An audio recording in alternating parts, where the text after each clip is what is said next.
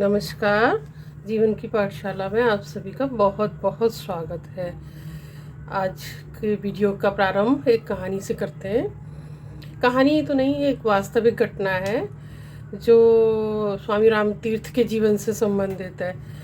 स्वामी राम तीर्थ अपने साधना में प्रारंभ करने से पहले एक अध्यापक का जीवन व्यतीत कर रहे थे और वो गणित विषय के शिक्षक थे।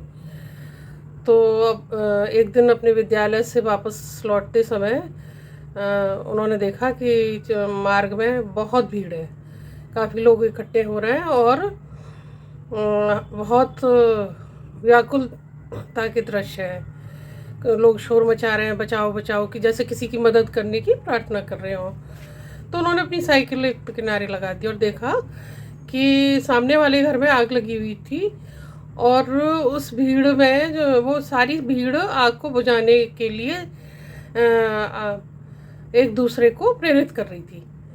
और उस भीड़ में एक वृद्धा स्त्री अपनी छाती पीट पीट कर विलाप कर रही थी कि इस घर में मेरे पुत्र की एकमात्र संतान, मेरा नाती फंसा हुआ है। कोई उसे अगर बचा दे तो मैं उसे अपनी आधी संपत्ति दे दूंगी, क्योंकि अब मेरा पुत्र है वो इस दुनिया में नहीं है और वो उसकी एकमात्र निशानी है। तो स्वामी राम तीर्थ ने लेकिन इस घोषणा को सुन के कोई भी हिम्मत नहीं जुटा पा रहा था, क्योंकि आग बहुत तेज लगी हुई थी। तो स्वामी राम तीर्थ ने सोचा कि ये वृद्धा स्त्री अपने पुत्र की संतान के प्रति प्रेम पूर्ण तो है, लेकिन ये स्वयं क्यों नहीं उसको बचा रही है, जबकि अब इसका जीवन अधिक नहीं है और वृद्धावस्था है, लेकिन फिर भी ये अपने प्राणों का मोह नहीं छोड़ पा रही। और दूसरे लोग भी, वहाँ इतने लोग खड़े हैं, वो सहायता के लिए तो कह रहे हैं, लेकिन कोई भी उसमें आग में जाने की हिम्मत नहीं कर पा रहा। तो ऐसा क्या महत्वपूर्ण है जो स्मैला के द्वारा की गई घोषणा की आधी संपत्ति देने की बात से भी अधिक महत्वपूर्ण है। तो बस उन्होंने वहीं से, उनके जीवन की यात्रा बदल गई और वो वहाँ से निकल आए। उनको समझ में आया कि संसार में कुछ और भी है जो अत्यंत महत्वपूर्ण है। बस उसी की खोज में वो वहाँ से सीधे घर नहीं गई वापस, फिर सीधे हिमालय की ओर तप करने के लिए, आध्यात्मिक खोज के लिए, अपनी आंतरिक साधना के लिए, अपने ज्ञान की गहनता को जानने के लिए वहीं से हिमालय की ओर प्रस्थान कर गए।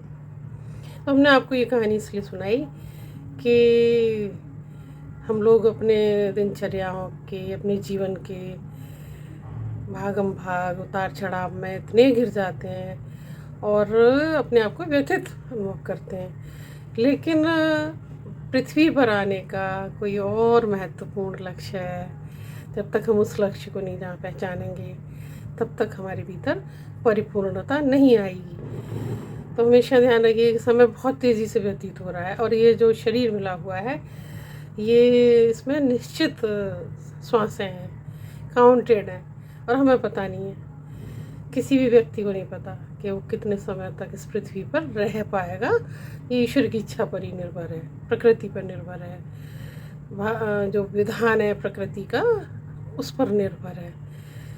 तो तेजी से कार्य करें और जिस उद्देश्य के लिए आपने ये मनुष्य शरीर में आ पाए हैं उसको पहचानने का प्रयत्न करें। चलिए फिर किसी और विषय पर बात करेंगे।